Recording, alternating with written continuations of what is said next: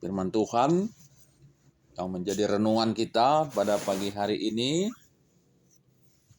4 November 2022 diambil dari surat Matius 24 ayat 37 hingga 44. Nasihat supaya berjaga-jaga.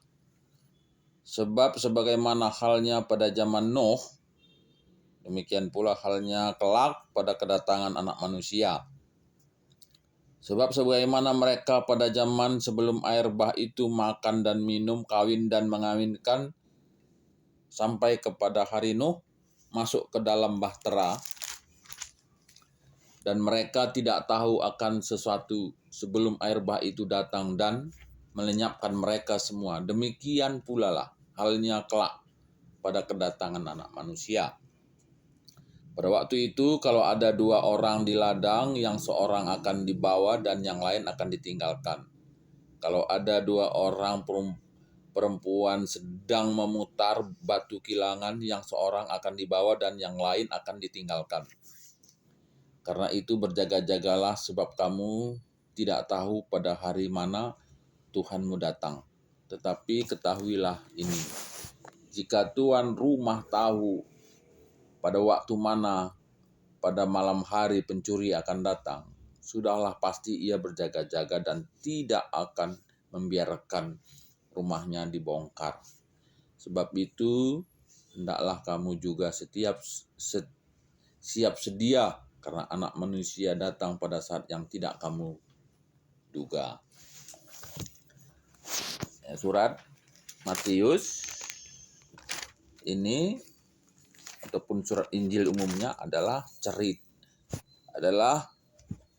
surat atau kitab yang dituliskan oleh masing-masing kitab Injil. Nah, dalam hal ini Matius adalah pengajaran Tuhan Yesus pada saat pelayanannya yang ditulis kembali.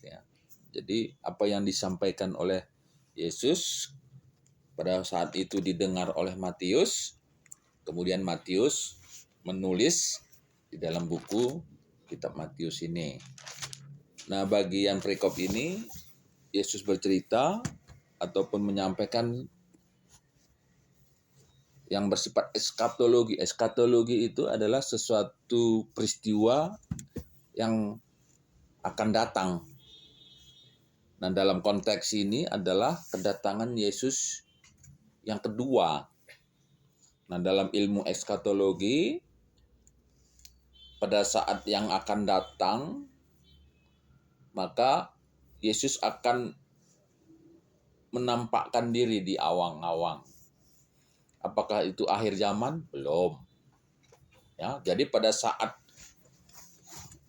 Yesus datang kedua kali di awang-awang itu, maka orang-orang yang benar atau orang Kristen itu akan, baik yang di dalam kuburan maupun yang masih hidup, akan terangkat. Nah, lalu apakah ada masih kehidupan di bumi? Ada.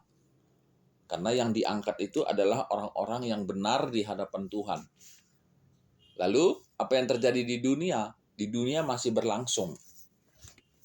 Masih berlangsung kehidupan di mana yang tinggal itu adalah orang-orang yang belum dianggap bertobat.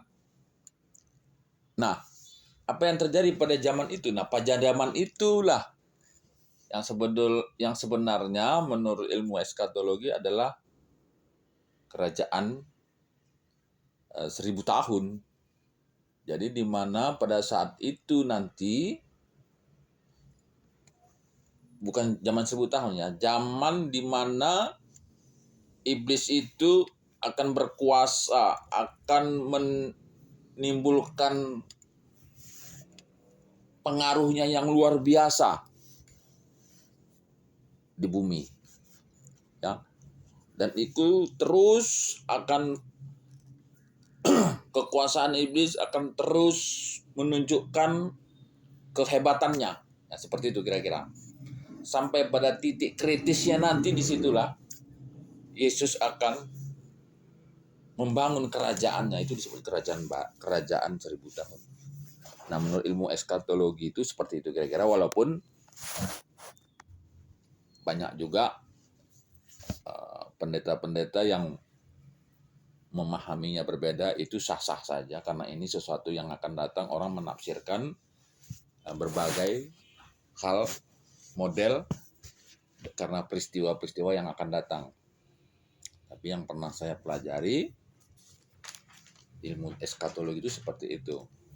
Nah, jadi di dalam konteks ini kita diminta untuk senantiasa berjaga-jaga.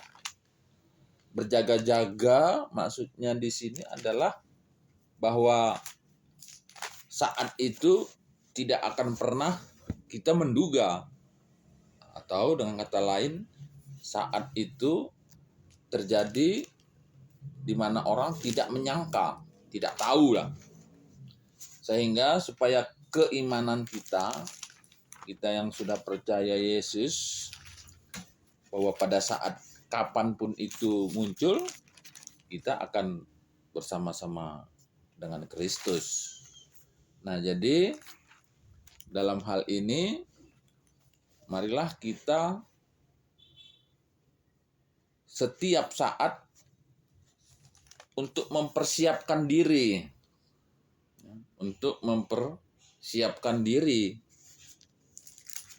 Dan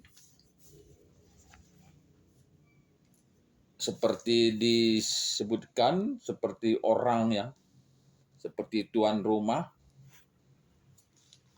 yang dia tahu kalau pada malam hari kedatangan oleh pencuri, maka dia akan mempersiapkan dirinya, mempersiapkan untuk berjaga-jaga. Nah, inilah yang pepatah guru SD dulu,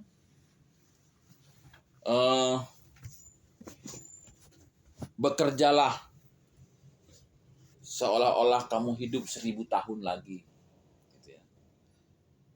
Dan beramal solehlah seolah-olah kamu mati esok hari. Nah, jadi ini adalah pepatah yang mengedukasi kita untuk senantiasa bekerja, oleh karena kita hidup 1000 tahun lagi, tapi juga mengedukasi kita untuk melakukan yang benar sesuai dengan keagamaan ataupun firman Tuhan, seolah-olah kita meninggal esok pagi. Nah, jadi dalam Matius ini pun kita diingatkan, warning. Ya. Sebelum peristiwa kedatangan Yesus itu sendiri pun sebetulnya dalam konteks eskatologinya, tapi kita juga sebagai manusia mungkin banyak ya. Kalau tadi dibilang pada zaman itu nanti bahwa sebagian orang akan terangkat. Tentu yang terangkat itu adalah yang berkenan. Tapi sebagian akan tinggal di dunia. Nah, konteks umur manusia juga begitu. Saudara-saudara kita yang sudah dipanggil Tuhan, ya, mereka duluan untuk di ngantri, ya, istilah orang kalau ingin pengadi-ngadin untuk sementara, dan kita tinggal yang di sini. Nah, siapa tahu apakah ada orang tahu kapan dia mengakhiri perjalanan hidupnya di dunia? Ada yang tahu.